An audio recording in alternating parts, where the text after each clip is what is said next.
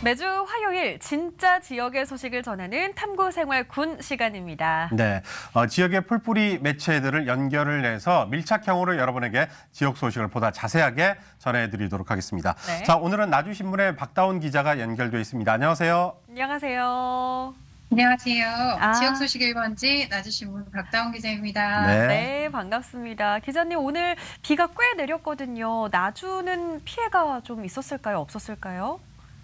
네, 아직 피해 소식은 듣지 못했지만 지역의 농민들과 축산업에 종사하시는 분들이 네. 피해가 있을지 염려가 되는 상황이기는 합니다. 네. 부디 이 장마가 끝날 때까지 정말 작은 피해도 발생하지 않았으면 하는 그런 바람이 듭니다. 자, 오늘 첫 번째 나주 소식 전해주시죠.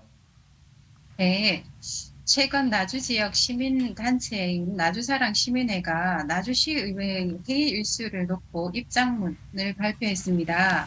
입장문에 따르면 제9대 나주시의회 상임위원회와 특별위원회의 회의 일수가 전라남도 5개 시의회 중 가장 적은 것으로 드러났는데요. 2023년 나주시의회 상임위 회의 일수는 65일로 순천시의회 176일의 3분의 1 수준입니다. 목포시의회가 121일, 여수시의회가 110일, 광양시의회가 75일입니다. 특별위원회 회의 역시 나주시의회는 8일에 불과했지만 순천시의회는 29일이었습니다. 2022년 역시 나주시의회 상임위는 35일, 특위 9일로 모두 가장 적게 열린 것으로 나타났습니다. 네, 회의 일수가 꼭 의정 활동과 비례한다고는 볼 수 없지만 적은 수준인 건 맞는 것 같습니다. 나주사랑시민회가 의정 활동을 분석하는 과정에서 또 다른 문제점도 드러났다고요? 네, 그렇습니다. 나주시 의회는 제7대 이후 현재까지 1327건의 의안 중에서 주민 발의 조례안은 단 한 건에 불과해서 시민들의 참여를 확대하는 참여 민주주의 신장 방안을 주문했고요. 예산 심의와 관련해서도 추경을 포함한 일반 회계의 경우 매년 삭감과 증액 등 심의가 활발했지만 기금과 특별 회계는 100% 원안 의결됐음을 지적했고요. 적절하게 편성, 집행되었는지 심의하라고 주문했습니다. 네. 그런데 의정 활동을 분석하는 과정에서 의원들과 좀 입장 차이가 컸다고 합니다. 어떤 건지 말씀을 해주시죠. 나주사랑 시민회는 행안부가 지방자치단체와 지방의회 운영 상황을 공개하는 내고장 알림위에 올라온 나주시의회 등 전국 지방의회와 상임위원회와 특별위원회 회의 일수 자료를 분석했는데요. 자료 분석 과정에서 의원들의 불쾌감을 나타냈고요. 자료 흡조에도 소극적인 것에 대해 유감을 표명했습니다. 특히 공약이행과 시민들의 소통 노력 등 의정 활동 내역의 의원들이 작성한 자료를 존중하여 시민들에게 알려주려 했음에도 협조하지 않은 것은 시민의 알 권리를 무시한 반시민적인 형태라고 주장했습니다. 네, 의원들의 입장은 어떤가요? 네, 나주시의회는 회의 일수와 관련한 내고장 알림위에 등록된 회의 일수 기준은 각 회의의 재량 사항으로 회의록에 기록되지 않은 현장 방문이나 안건 심사, 관련 청취 등은 제외했기 때문이라는 입장을 밝혔습니다. 또한 목포, 순천, 여수 의회와는 상임위도 다르고 의원 수도 달라 동일 선상 비교는 불가하다고 해명했습니다. 그러나 시민단체는 곧바로 재반박을 했는데요. 내고장 알림위를 운영하는 행안부에 질의한 결과 공문으로 전국의 모든 지방의회에 동일한 기준으로 회의 일수를 전수조사한 것이라고 답변해 나주시의회 해명이 잘못됐음을 확인해 주었습니다.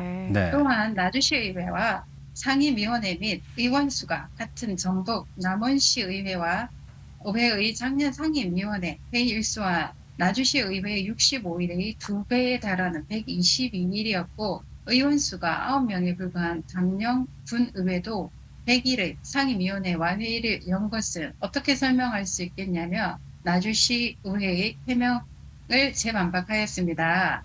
나주시의회가 향후 또 어떤 입장을 내놓을지 기추가 주목되고 있습니다. 네. 자, 지켜보도록 하고요. 이번에는 좀 반가운 소식을 여러분에게 전해드릴까 합니다. 바로 시민안전보험과 관련된 소식인데, 시민안전보험이라는 게 일상생활에서 생활하다가 이제 사고가 나면 지자체에서 무료로 제공해주는 그런 보험인데, 나주시에서는 이 시민안전보험을 확대한다는 소식이 들어와 있더군요. 네, 맞습니다. 나주 시민안전보험은 지난 2017년부터 나주시가 시행하고 있는 제도인데요. 네. 나주시에 주민등록을 둔 외국인을 포함해 모든 시민이 별도 가입비 없이 자동 가입되며 개인이 가입한 보험과 관계없이 중복 혜택이 가능합니다. 작년까지는 자연, 재해, 상해, 사망 등 24개 항목을 보장하였으나 2024년 들어 8개 항목을 추가했습니다.